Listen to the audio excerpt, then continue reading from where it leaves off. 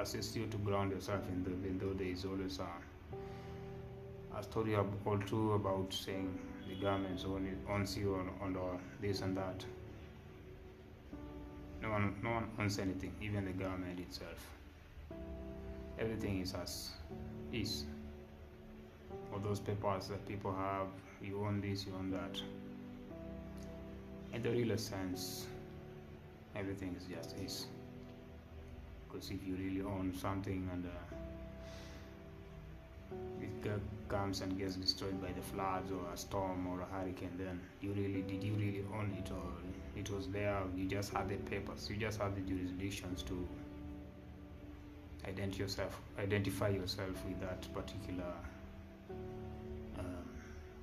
resource, because these are all resources, but they're not real. That's why you notice all these big people with money, they put their money in shares, because they know in the real sense no one owns anything. You just live and you enjoy all that is, if you really know the truth in the truest sense and the form. Someone once said, you will own nothing and be happy. Looks like a tyrannical joke, but they really know the truth. They know the truth in the real sense. They always claim to own something. But then the government comes and changes the rules, and before you know it, you no longer own it. Because the government itself is also managed by something. Whoever manages you is managed by someone. So the life is like a mirror and like a staircase as well. Then this person manages this person manages this person, and this one, on and so on forth. So one thing you have to remember is after all, everything that we chase because we had that childhood dream. That's why everyone talks about their childhood dream. But once you forget the principles that you build around those dreams, then you will not be happy even once you achieve the said objectives, because you will start questioning how you came to achieve those objectives and how many people you had to step down. Because you hear such quotes like man eat man society. Is it really, or is just people giving themselves comfort to step on other people? Yet when they are by themselves, they're always in this serious regret, so they have to run away from the regrets by a substance or two. You have to use a few things in order to run away, or do what people do these days, trauma dumping. Just dump all this trauma on other people, like they are some personal dustbin in a way. But do you really trauma dump? Because even if you dump the trauma, you still go back to the same state. See, that's a problem with shortcuts. You will always find yourself on the original road, because at times bridges collapse and you find yourself inside that water, and the water is very calm, but within it there is also consequences. There are animals there who wants to eat you and all that. So as much as people want to fake it till they make it, once you make it, then you realize that the road that you took is not really the road that you had intended for yourself. Because all the satisfactions that we always look for in life are to feed our inner child. And if we really abandon that inner child somewhere along the way on the road, then we will be fading. So that's why you get people who go on these people pleasing crusades. which we call bootlicking. So we have to be able to remember who we are, because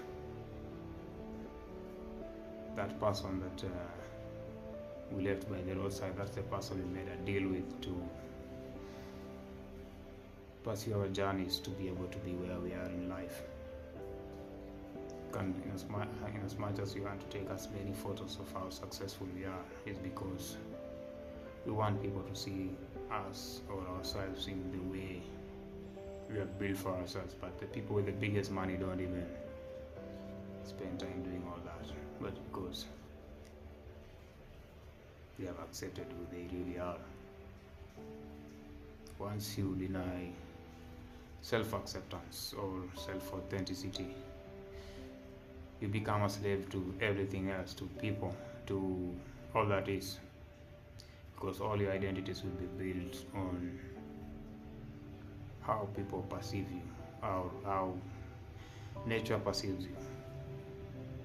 See, start worshipping things outside yourself, then you realize that's not how things work.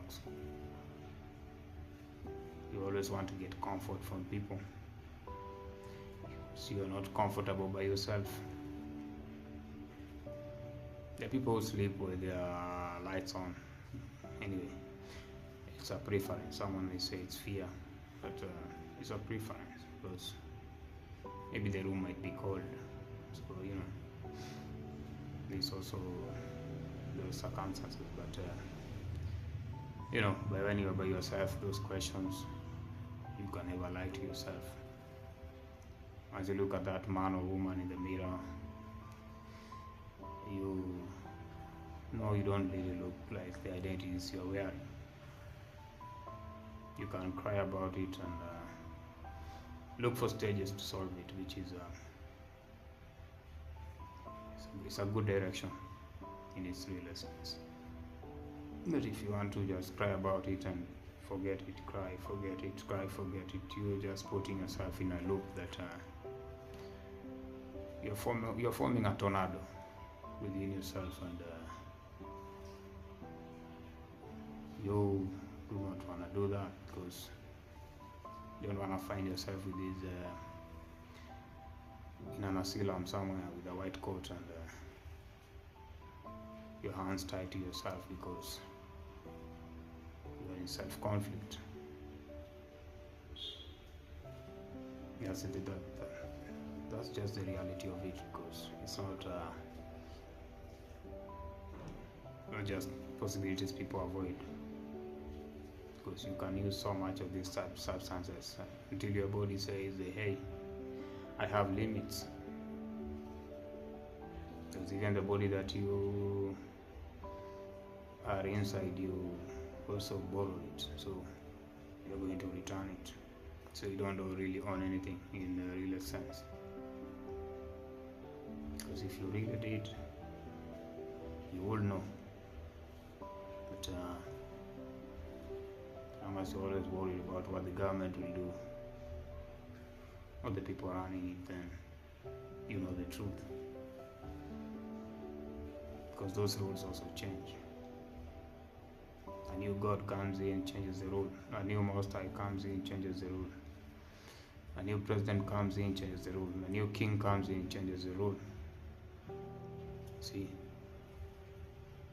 So, you're all just an aspect of a conscience that is supreme, and you'll experience different aspects. But once we lose that identity, then we cannot buy it. Even immortality cannot buy you the identity. The search for immortality is because you want your inner child to experience all that is for a certain period of time. Because even when you get the immortality, you still want to run away from your body at some point.